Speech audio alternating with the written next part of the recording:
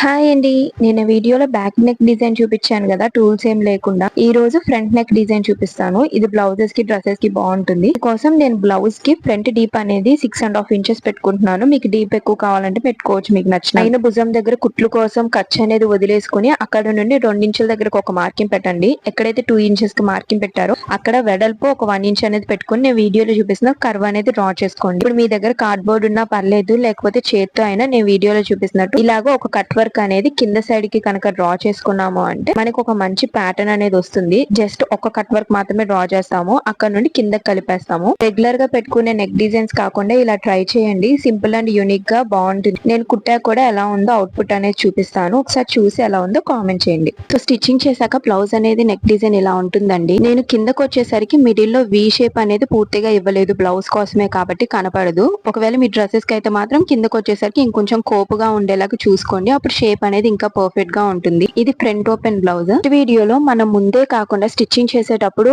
Cutting ఎలా చేసుకోవాలో princess cut blouse కి స్టిచ్చింగ్ చూపిస్తాను. అది మిస్ అవ్వకుండా ఛానల్ సబ్స్క్రైబ్ చేసుకోండి. ఈ వీడియో నచ్చితే లైక్ చేయండి. Thanks for watching.